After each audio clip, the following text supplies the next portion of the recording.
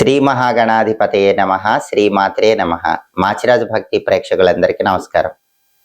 నవగ్రహాలలో బుధుడు జూలై 7వ తేదీ ఉదయం 10:46 కర్కాటక రాశిలో నుంచి వక్రించి వెనక్కి మిథున రాశిలోకి ప్రవేశిస్తున్నాడు. అలా వక్రించి మిథున రాశిలోకి ప్రవేశించిన బుధుడు మళ్ళీ ఆగస్టు 5వ తేదీ రాత్రి 7:33 మళ్ళీ ముందుకొచ్చి కర్కాటక రాశిలోకి ప్రవేశిస్తాడు. అంటే జూలై 7వ తేదీ నుంచి ఆగస్టు 5వ తేదీ వరకు బుధుడు మిథున రాశిలోనే ఉంటాడు. కానీ జూలై 7వ తేదీ కర్కాటక రాశిలో ఉన్న బుధుడు ముందుకు వెళ్లకుండా వక్రించి వెనక్కి మిథున రాశిలోకి ప్రవేశిస్తున్నాడు.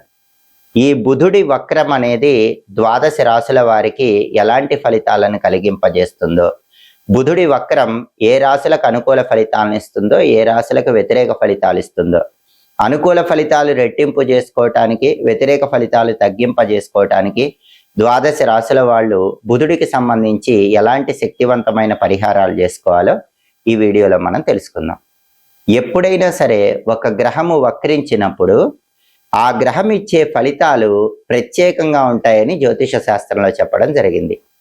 ఈ గ్రహాలు వక్రించినప్పుడు ఒక్కొక్క గ్రహము ఒక్కొక్క రకమైనటువంటి ఫలితాలను ఇస్తుంది. శుభగ్రహము వక్రించినప్పుడు ఇచ్చే ఫలితాలు ఒక రకంగా ఉంటాయి. పాపగ్రహము వక్రించినప్పుడు ఇచ్చే ఫలితాలు ఇంకొక రకంగా ఉంటాయి. బుధుడు శుభగ్రహాలతో కలిసినప్పుడు శుభ ఫలితాలను, పాపగ్రహాలతో కలిసినప్పుడు పాప ఫలితాలను కలిగింపజేస్తాడు. కాబట్టి బుధుడు వక్రించినప్పుడు ఇచ్చే ఫలితాలు చాలా ప్రత్యేకంగా ఉంటాయని జ్యోతిష శాస్త్రంలో చెప్పడం జరిగింది.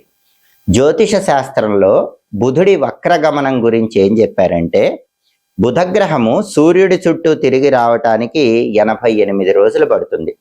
ఈ భ్రమణ మార్గంలో బుధగ్రహము ఏదో ఒక ప్రదేశంలో కొద్ది గంటల పాటు లేదా కొన్ని రోజుల పాటు స్థిరంగా నిలిచిపోతుంది. బుధగ్రహము సంవత్సరానికి 3 సార్లు వక్రిస్తుందని జ్యోతిష శాస్త్రంలో చెప్పారు. ఈ వక్రగమనం అనేది కనీసం 20 రోజుల పాటైనా కొనసాగుతుందని జ్యోతిష శాస్త్ర గ్రంథాల్లో చెప్పారు. మిగిలిన గ్రహాలతో పోలిస్తే బుధగ్రహము సంవత్సరంలో ఎక్కువ సార్లు వక్రిస్తుందని కూడా జ్యోతిష శాస్త్ర గ్రంథాలు తెలియజేస్తున్నాయి. అయితే బుధగ్రహం అనేది కమ్యూనికేషన్ని రిప్రజెంట్ చేస్తుంది. జ్యోతిష శాస్త్రంలో ఒక వ్యక్తి అనర్గళంగా మాట్లాడటం, తన భావాలను ఎదుటి వాళ్లకు వ్యక్తపరచటం, ఈ కమ్యూనికేషన్ సంబంధించిన అంశాలన్నీ బుధగ్రహం ప్రభావితం చేస్తుంది. కాబట్టి బుధగ్రహం వక్రించి ఉన్న సమయంలో కమ్యూనికేషన్ అనేటటువంటిది చేరవేయటం అనేది ఒక్కొక్క రాశికి ఒక్కొక్క రకంగా ఉంటుంది. అంటే ఎదుటి వాళ్ళు మనం చెప్పే విషయాలను సరిగా అర్థం చేసుకోవటము లేదా అర్థం చేసుకోలేకపోవటం అనేది ఈ బుధుడి వక్రం మీద ఎక్కువగా ఆధారపడి ఉంటుంది. సహజంగా సరిగా మాట్లాడలేని వాళ్ళు ఎవరైనా సరే బుధగ్రహం వక్రించి ఉన్నప్పుడు చాలా చక్కగా మాట్లాడతారని కూడా జ్యోతిష శాస్త్ర గ్రంథాల్లో చెప్పారు. అప్పటి వరకు సభలు సమావేశాల్లో అనర్గళంగా మాట్లాడే వ్యక్తులు కూడా బుధగ్రహం ఒక్కసారిగా వక్రిస్తే మాటలు తడబడటం, పొరపాటుగా మాట్లాడటం ఇలాంటివన్నీ చేస్తూ ఉంటారు. దీన్ని బట్టి మనం అర్థం చేసుకోవాల్సిన విషయం ఏంటంటే, వక్రించినప్పుడు గ్రహం ఇచ్చేటటువంటి ఫలితాలు అనేవి మామూలుగా గోచార ఫలితాలకు కొద్దిగా వ్యతిరేకంగా ఉంటాయని దీన్ని బట్టి తెలుసుకోవచ్చు. ఎవరికైనా సరే బుధుడు వక్రించినట్లయితే మాటలు అనేవి చాలా జాగ్రత్తగా మాట్లాడాలి, లేకపోతే కొన్ని రకాలైన వ్యతిరేక ఫలితాలు ఎదుర్కోవటానికి ఆస్కారం ఉంటుంది. అలాగే బుధగ్రహము వక్రించినప్పుడు పూర్వజన్మ పుణ్య ఫలితాలను కూడా కలిగింపజేస్తూ ఉంటుంది. పూర్వజన్మలో చేసిన పాప ఫలితాలను కూడా కలిగింపజేస్తుంది. ప్రస్తుతము బుధుడు వక్రించి మిథున రాశిలోకి ప్రవేశించటం అనేది 12 రాశులలో ఒక్కొక్క రాశి వాళ్ళకి ఒక్కొక్క రకమైనటువంటి ఫలితాలను కలిగింపజేస్తుంది. తదుపరి తులారాశి. తులారాశి వాళ్ళకి ప్రధానంగా ఈ వక్రించిన బుధుడి సంచారం పరిశీలిస్తే, మామూలుగా అయితే తులారాశి వాళ్ళకి వక్రించి బుధుడు మిథునంలోకి వచ్చినప్పుడు అది 9వ స్థాన సంచారం అవుతుంది. గోచార గ్రంథాల ప్రకారం 9వ స్థానంలో బుధుడు యోగించడు. కానీ వక్రించి భాగ్యస్థానంలోకి వచ్చినప్పుడు తులారాశి వాళ్ళకి పనులు విజయవంతంగా పూర్తయ్యేలాగా చేస్తాడు, కార్యసిద్ధిని కలిగింపజేస్తాడు. మామూలుగా 9వ స్థానంలో వ్యతిరేక ఫలితాలు ఇచ్చినా వక్రించి వచ్చాడు కాబట్టి కార్యసిద్ధి అనేది చాలా తొందరగా తులారాశి వాళ్ళకి బుధుడు అనుగ్రహిస్తాడు. కాబట్టి ఏ పని ప్రారంభించినా కూడా విజయవంతంగా పూర్తి చేసుకుంటారు. ఆర్థిక స్థిరత్వం ఏర్పడుతుంది. అదృష్టం బాగా కలిసి వస్తుంది.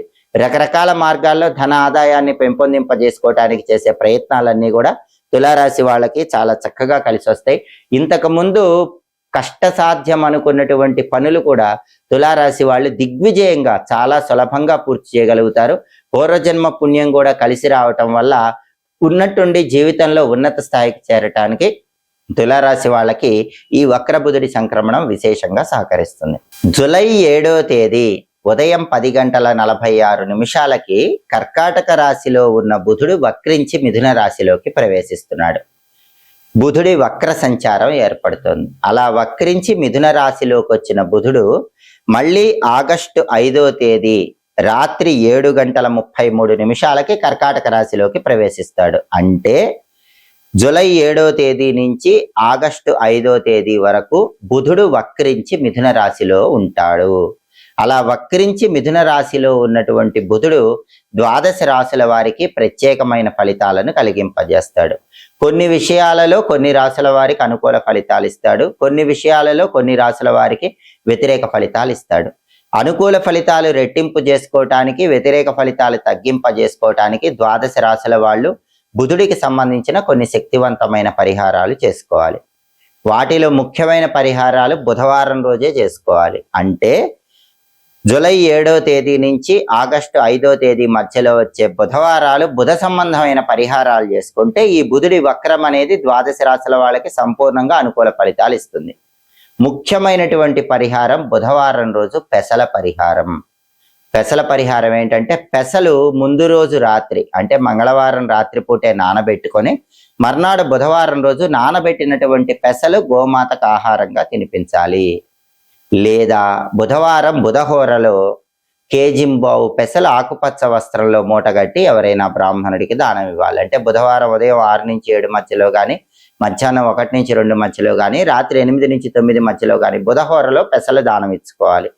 అలాగే ఈ సమయంలో అంటే జూలై 7 నుంచి ఆగస్టు 5 మధ్యలో వచ్చే బుధవారాలు తులసి పూజ చేస్తే కూడా బుధుడు విశేషంగా యోగిస్తాడు.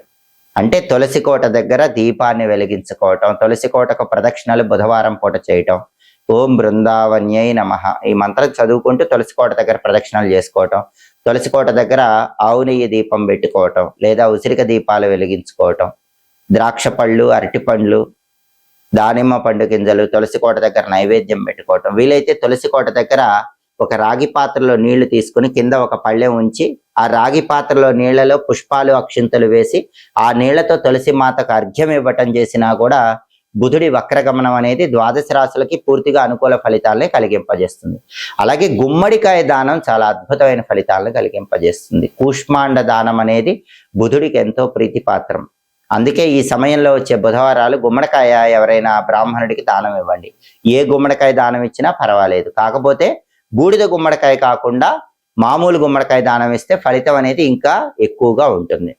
అలాగే బుధుడికి అధిష్టాన దైవం గణపతి కాబట్టి ఈ సమయంలో అంటే జూలై 7 నుంచి ఆగస్టు 5 మధ్యలో వచ్చే బుధవారాలు గణపతిని పూజిస్తే మంచిది. గణపతిని కూడా పూజించేటప్పుడు ఆకుపచ్చ రంగుతో ఉన్నటువంటి వాటితో పూజిస్తే ఇంకా మంచిది కాబట్టి గరిక పోచలతో పూజించండి. అలాగే గణపతికి ఎర్ర పుష్పాలు ఇష్టం కాబట్టి ఎర్ర పూలతో పూజ చేయండి. బుధవారాలు గణపతిని పూజించేటప్పుడు గం క్షిప్ర ప్రసాదనాయ నమః అనే మంత్రం చదువుకుంటూ పూజించండి. బుధుడు తొందరగా అనుగ్రహాన్ని ఇస్తాడు. బుధుడి వక్రం ఎలాంటి వ్యతిరేక ఫలితాలను ఇవ్వదు. అలాగే బుధుడికి విష్ణుమూర్తి కూడా అధిష్టాన దైవం.